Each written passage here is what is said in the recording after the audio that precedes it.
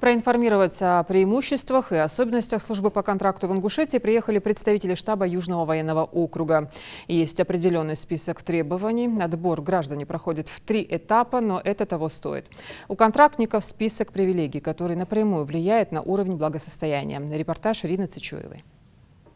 Служба в армии за последние годы приобрела особую популярность. Многие молодые люди предпочитают оставаться в вооруженных силах России, заключают контракт и начинают строить настоящую военную карьеру. Еще бы, ведь здесь множество преимуществ. Хорошая заработная плата, военная ипотека и не только.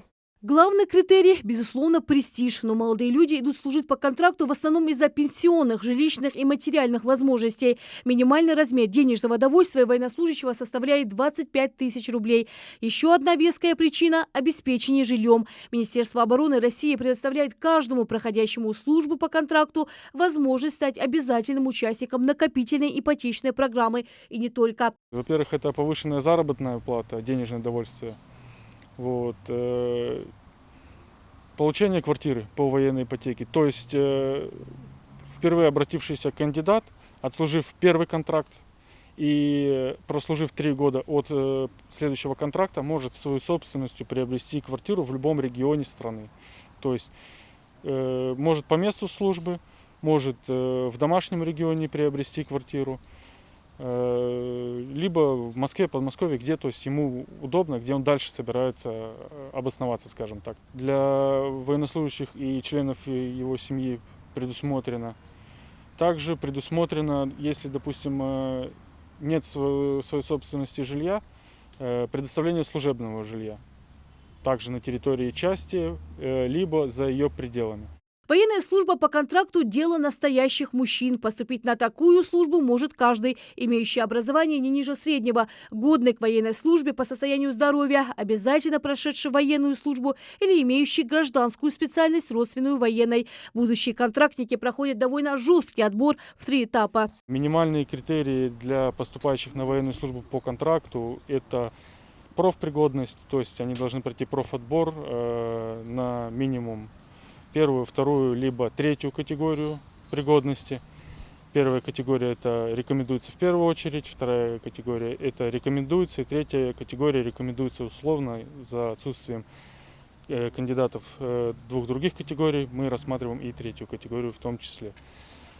После этого они получают направление на медицинскую комиссию и направляются уже в свои военкоматы, где стоят на воинском учете для прохождения первичного медицинского свидетельствования. Мы отбираем войска сухопутные, военно-морской флот, воздушно-десантные войска, войска специального назначения, ракетные войска стратегического назначения в 12-е главное управление Министерства обороны.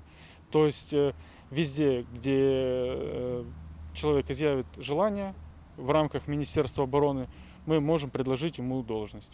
Представители штаба Южного военного округа в Ингушетию приехали специально для того, чтобы провести агитационную работу. Следующий пункт будет уже отбор контрактников. Рассказать о всех тонкостях военной службы может и Амирхан Баркинхоев. Наш земляк работает по контракту командиром отделения комендантской службы войсковой части 91-714 в городе Новочеркасске. Контракт дает путевку в стабильное будущее, считает он.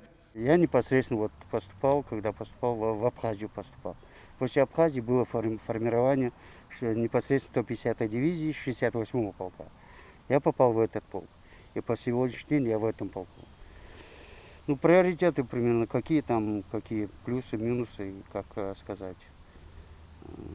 С командованием у меня сложились хорошие отношения, в связи с тем, что примерно я всегда держу свое слово. Это самое важное, примерно, исполнение, примерно, пунктуальность. Ну, и учитывая все вот это, примерно, чисто то, что воспитание, хадешинда улыш,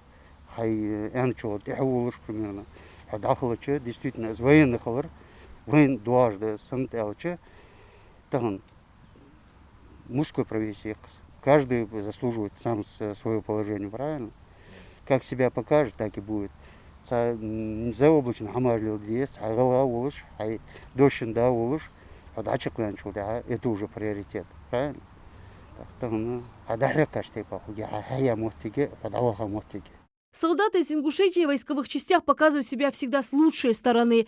Для тех, кто берет на службу контрактников, это имеет большое значение. Ведь в первую очередь солдата узнают по дисциплине. Ребята с Ингушетии проходят службу достаточно хорошо, дисциплинированные, воспитанные. К нам приезжают в командировки, также для отбора на военную службу по контракту в свои уже воинские части, куда ранее были направлены пунктом отбора.